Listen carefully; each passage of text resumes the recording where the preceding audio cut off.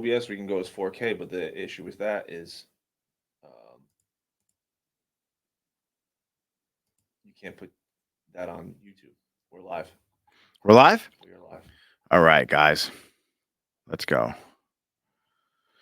We're going to be live right now. We are live. We are live. Holy shit. I'll break that down to you a little better. All right. We're live on every platform. Everything. Yep. Am I hot right now, James, with that light? Looks fine. Can we cool it off a little bit? Let's cool it off a little bit while we're talking here and letting people kind of join in on a Saturday. Beautiful Saturday afternoon. Right, and that one right there, I'd probably like just unwarm that up. There we go. Is that too cool? No, go back the other way. There you go. That better? Yeah. All right, cool. All right, flip it so I can see it, if you could, please. All right, everybody. So we're chatting about ads today, and I'm doing this program. That was loud, James. I'm doing the program in for the Level Up Academy. So we're working on Google ads. We're working on Meta ads, but unfortunately, what a lot of people don't understand is if your social media, if the thing you're going to advertise isn't good, for lack of a better word, if it's just you don't have good social media content, if you don't have a good presence, if you don't have a good brand representation, if you're running ads to your social media, your Facebook, your Instagram, your TikTok, whatever, it's not going to have a good result. And the same goes for your website too. Make sure your website, if you have one, is really optimized. Like your SEO is fully optimized. The page loads really fast. Your pictures are compressed and they load fast. If you have products on your website, make sure that you have a really easy way for people to check out without a lot of friction and pop-ups and things like that. You have a way of capturing someone's email. But the most important thing that every single person may or may not do, majority of them don't do, is have a great way to track conversions. If you're running ads, you're gonna want to make sure you track conversions. You're gonna want to make sure that you are finding out where people are leaving the website. Are they converting? And by converting, it could be a phone call, it could be filling out a form, it could be booking an appointment, it could be purchasing a product. There's a lot of ways to track conversions. And the biggest mistake I see people make is they set the ads up without a way to track conversions properly.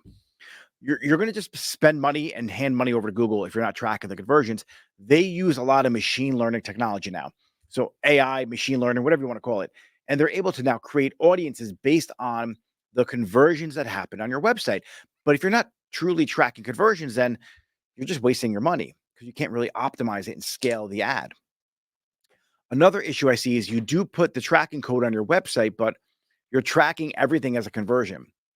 And every single click on your website is being recorded as a conversion. And what that's doing is telling Google and the AI bots and everything else they use to measure these conversions that, wow, this ad is amazing. It's converting like 1,000 times a day. So it's going to spend more of your ad budget when in reality, it's just a person clicking around the website, not doing anything significant.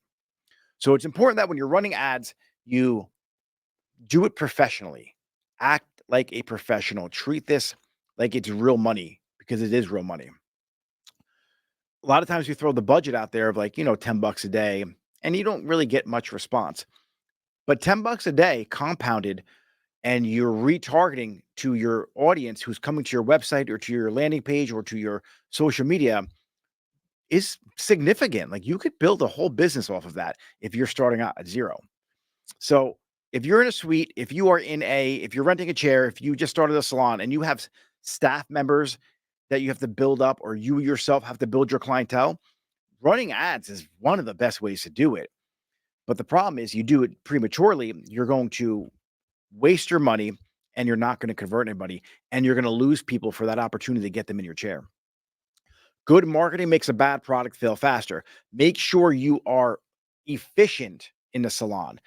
Make sure your haircuts are amazing. Make sure your color's amazing. Make sure that because now you're building up, when I say efficient, you can do multiple people in a day. I did a reel the other day. I talked about how long people take doing highlights now and the services they're providing. That's not efficient. Nobody wants to sit in the salon for 4 or 5 or 6 or 7 or 8 hours getting their hair done. Sorry, but they just don't want to. And if you're running ads to build your book, efficiency is important. So this way you can get more clients into your chair on a given day. So you could do those $1,000, $2,000 days. And then it makes up for the ads that you're running. Because if you have all this attention looking at you and coming to your salon and coming to your website and clicking on your links that you're advertising, but you can't fulfill the demand, then you're just wasting time and money. So it's important that you first make sure your product is really good. And when I say product, I mean the service you're providing, your haircuts, your color, your updos, your makeup, your eyebrows, whatever it is that you do. Make sure you are the best around. Then make sure that whatever you're directing people to, whether it be your social media page, whether it be a landing page, whether it be your website, your Google business page, it doesn't matter. Make sure it's fully optimized and it loads really fast and you have all the proper information on there. There's no broken links. Make sure that the user experience is like 100%. And this way you really like could get the most benefit from the ads. I honestly, I just don't understand how people just start advertising their business and nothing's fully maximized. It honestly, it blows my mind. First, start with SEO. That's the first tier you want to go. Make sure you do a full SEO audit of your website so every landing page is linked properly. Everything has the proper page title. And the better your website is built for SEO, the search engine optimization, to get organic traffic, then you put some fuel on that fire and then you run some ads to it. Same thing for your social media, same thing for anything. So start at the basics. It's the SEO, it's the content you're developing for your social media, and then advertise it. So James, I know it's Saturday, so we probably don't have a ton of people, No, we don't. which is fine. Did you do mention to you or no? No, I did not. Don't worry about it. It's all right. So we might just run 2 back-to-back lives. Yeah, we got 5 people in here right now. Cool. 5 people. You got any questions on ads? Do you guys run ads right now? And I'm going to open up my computer too. Get some of these questions I had here.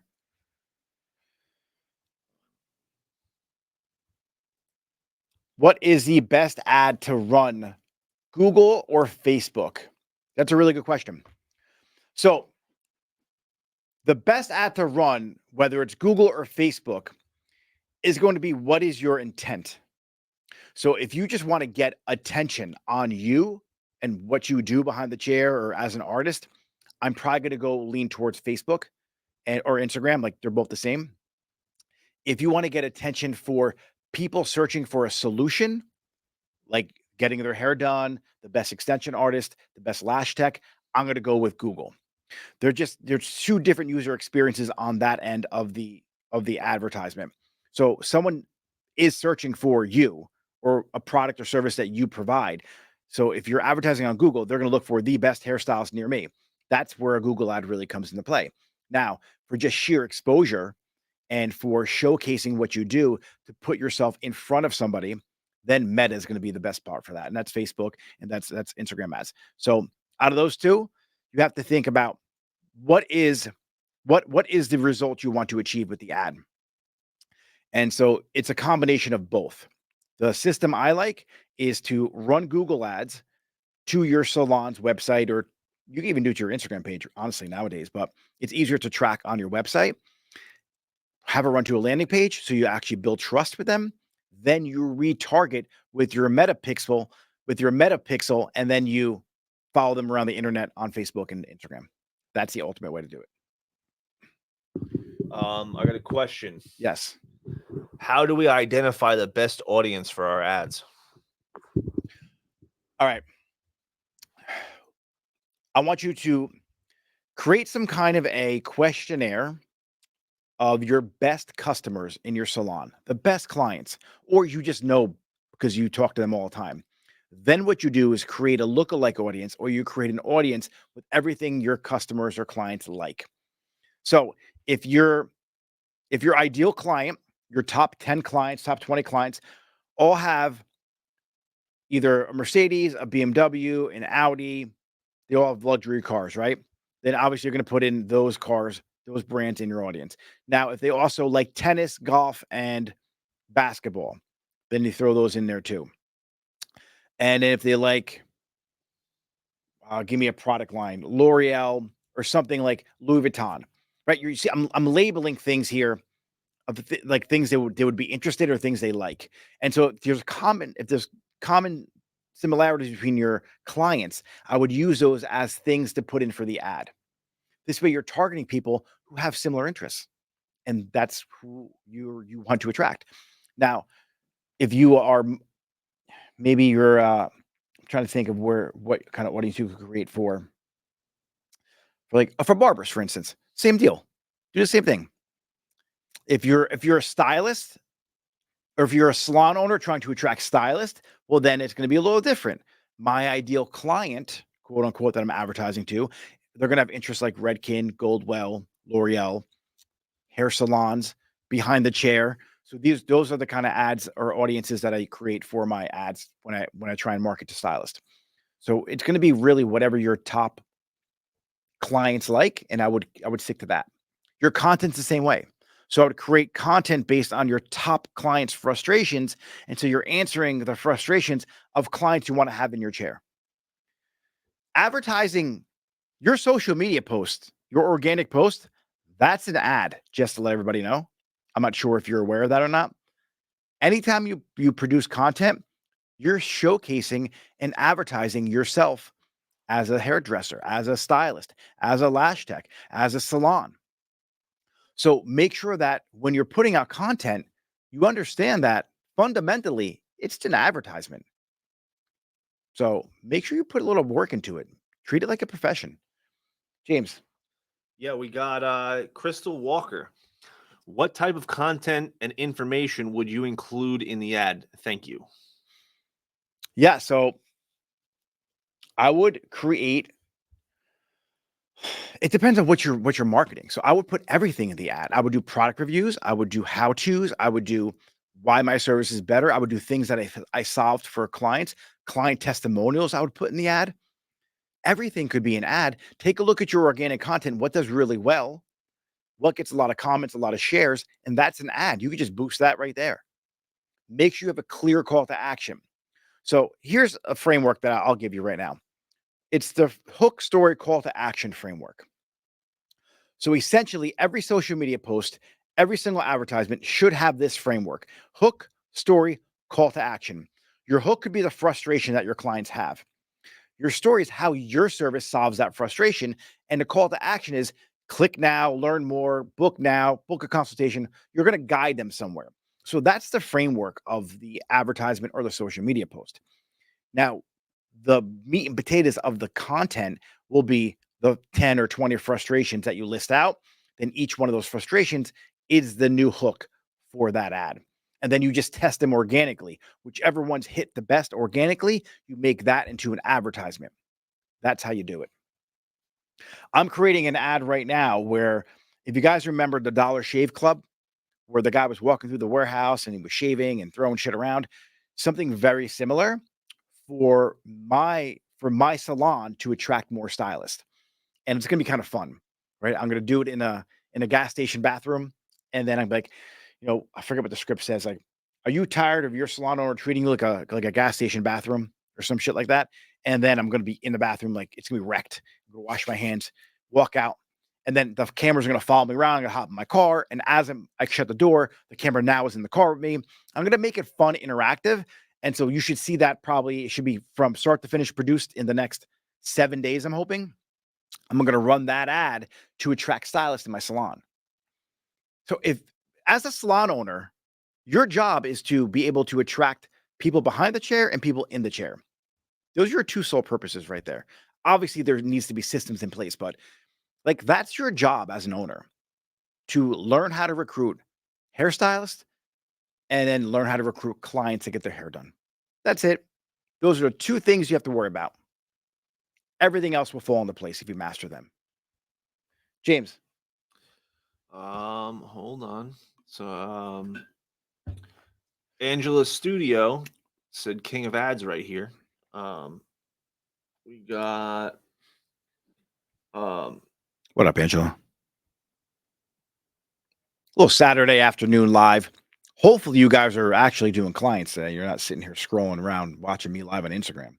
should we use lead generation forms within the platform or drive traffic to an external landing page? That's a fucking good question. Should you use lead generation forms or drive traffic to an external landing page? It depends on what you want to accomplish. You're going to get better leads from driving them to your website than you would, I believe, on a lead generation form. People don't really fill out those forms properly. You're going to get more leads from the in-network lead generation form. I'll be honest with you. The quality may not be there. The retargeting aspect of it, when they engage with your content, I believe you could still retarget them while you're running meta ads. You definitely could.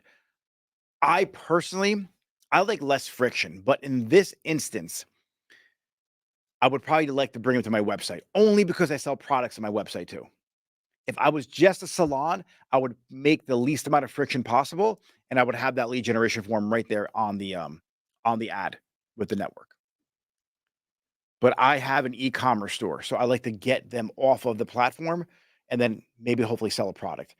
The whole thing with ads, the reason why I have a Shopify store, if you're a salon owner or even a suite, is for the sheer fact that I can now market my brand using my Shopify store for my blogs. I can do product reviews. I can do anything. And now once I'm producing this content, I could drive them to purchase the product I'm doing a review on. In the blog that I'm speaking about a product or something else, they come to the website. Now they're going to shop around. Like, it's just a benefit to have a Shopify store as a salon. And Shopify is not a third-party website. Shopify is your standalone website. That's why it's just it's a genius thing to do. Now, what I do is I'll run ads to a 7-mile radius around my salon for products. So when people buy them, we just do like local fulfillment. So either myself or somebody else, not really me, but somebody will drop the product off their house. We put in a postcard, like a gift card for the salon a lot of times if they're not a client already. So there's a lot of advantages to doing that. Now I could really just target to my local audience, and I'll completely blow away any salons in my local area because they're paying to get a customer in the salon's door. I'm paying to get them in my salon's door, but I'm also making the profit from the ad by selling them a product. So I have the ability to have a higher customer acquisition cost based on the profit I make from the product. And so just by doing that alone, I crush all the salons in my area. Crystal came back and said, great advice. One more question. Yeah. Is there a target time? How long a video ad should be? Under a minute, or can it be longer?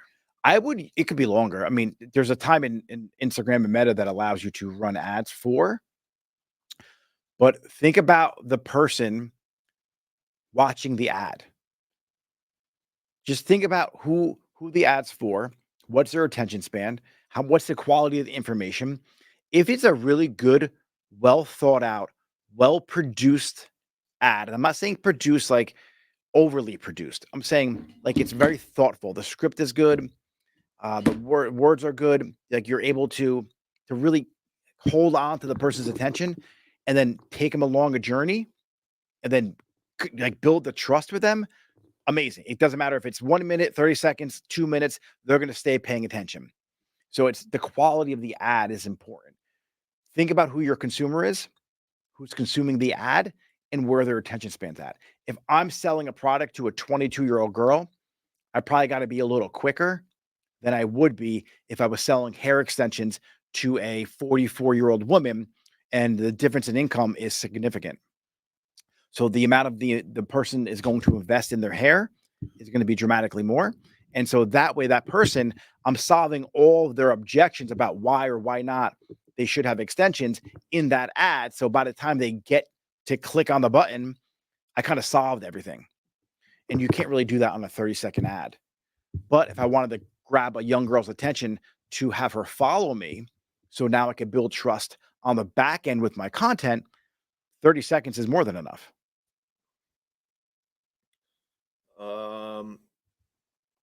We got how should How should we structure A/B testing for ad creatives, audience, or messaging? Both. If you're going to start doing the A/B testing is huge. Like the science behind marketing is so complex. You really can't do it alone. It honestly is really difficult. You could A/B test the color of the font for the headlines against the different headlines with different colors of the font. You could do that in one whole entire campaign, then do the same thing with a different audience. And then you figure out who's the best of the best of those ads. And then you change, like let's say I was running an ad and I wanted to target girls who like Starbucks. I could run the ad testing a green lid or a different color lid or an iced Starbucks or a hot Starbucks. Like you could get fucking nuts when it comes to ads. And so you really just got to figure out which is doing better. And then in terms of time of day, where's your audience? Like what time are they scrolling? But you should split test everything. And if you have your ideal audience, then don't worry about it. I would first start with the different color fonts, the different size headlines, the different types of headlines, and different hooks too. Here's a professional hack for all of you people out there. TikTok has a much better algorithm to get things to go viral. Test your Instagram Reels on TikTok. The ones that do better, that's the reel you post on Instagram. So if you do that, you should have a little more success with your reels going viral on Instagram. You're welcome. James, are we good? What key performance indicators should we monitor? In terms of ads, Yeah. your customer acquisition cost is probably your biggest number you want to get dialed down, and so it's as low as possible. Okay. Arla Beauty Lounge. I joined late, so I may have missed this, but do you use a company to run your ads? I have another business and I have a company run my ads and it's been successful, but they don't do ads for salons. Okay, why don't they do ads for salons? But yes, I run a company. I don't have a company, I should say. I run all my ads myself. Uh, I have people I put in charge of. So I built an internal team to help me manage my ads.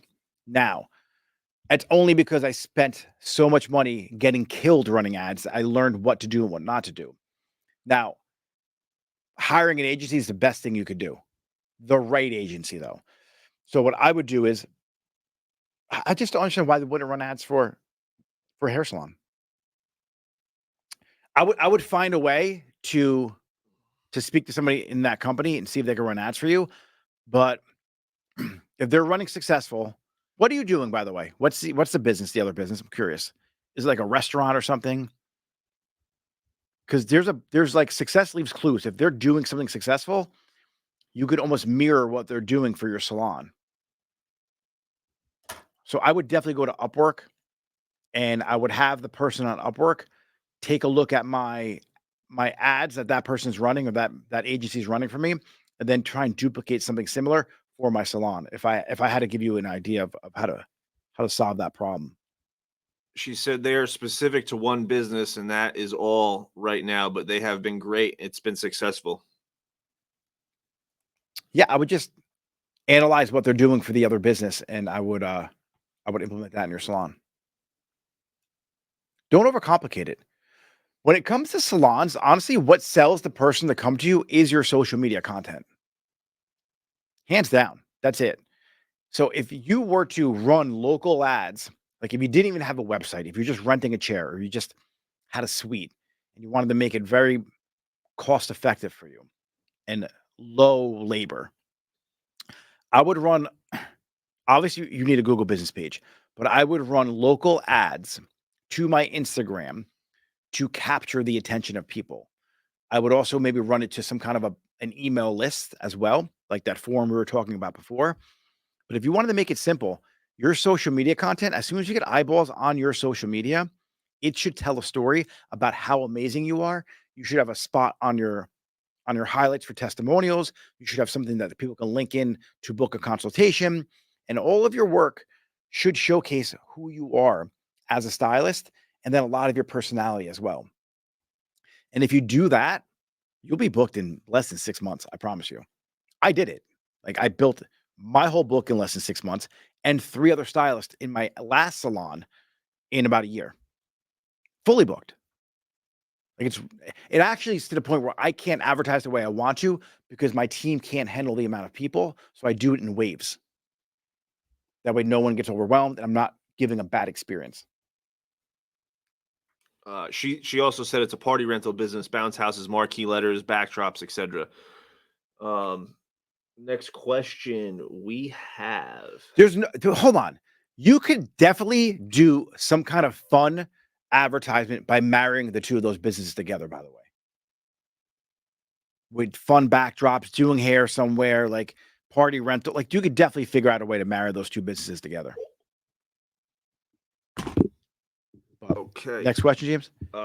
Yeah. Are there any platform specific ad policies we need to be aware of when advertising salon services?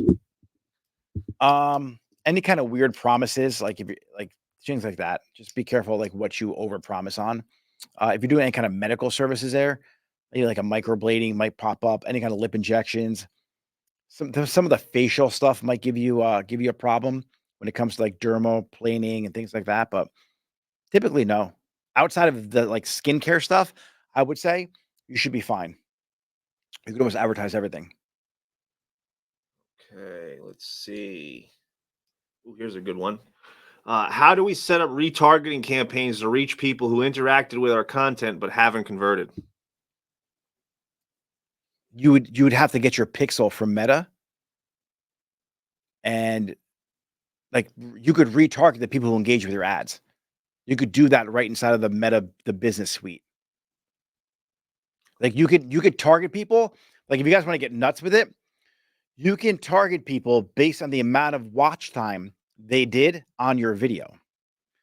So if they watched your video for longer than 20 seconds, you show them this ad. If they watch it less than 20 seconds, show them that ad. So you could retarget right inside of your business suite in your ads manager. The Meta ads manager is super complex. It's a real pain in the ass to use. I don't like it. But that's where I think an expert would come in and have to help you out. But yeah, you can retarget right through the ads manager. It does all that for you. Now, if they come to your website, then you would need to have a pixel located on your website to feed the information back to the ads, and then it would keep showing the ads. You guys forget about Pinterest too. Pinterest is still not a dead platform. LinkedIn is still an amazing platform. Like if your clientele isn't on Instagram or you don't think they are, they're probably definitely on LinkedIn then. And then you could create content for them there and then get them to your website and then go back and track them around the rest of the internet. I don't got any more questions. Beautiful. All right, guys. I hope everyone has an amazing weekend. And if you're having a challenge building up staff, leading your team, do me a favor, DM me the word grow. Let's get to a conversation. I'll help you with the ads. I'll help you with your leadership. Like this is a full service salon only, barbershop only. It's beauty industry specific, right? I'm not going to help your restaurant. I could, I just don't. But if you are looking to grow, scale, or start a salon business, whether it be on Shopify, whether it be with your salon, whether it be with your suite, DM me the word grow or start, and we'll get into a conversation to see how I can help you. But this is for serious people only. Like if you're like just kicking tires and you don't want to grow a business, like if you're not looking to do 20, 30, 40, $50,000 a month, like plus, well, out of a salon, 100, 150, like that's where you want to bring it to. If you're in a suite, you could easily be doing 20K a month without a lot of stress. Like there's a system to do that, and I'll help you out with that. So typically for people who are, very serious about growing and scaling their business and leading a team, if that's you, then DM me the word grow and we'll get a conversation started. But other than that, everyone have a great rest of your day. Hopefully it's a very successful Saturday in the salon. And if you are not working behind the chair, hope you're enjoying your day off. See you later.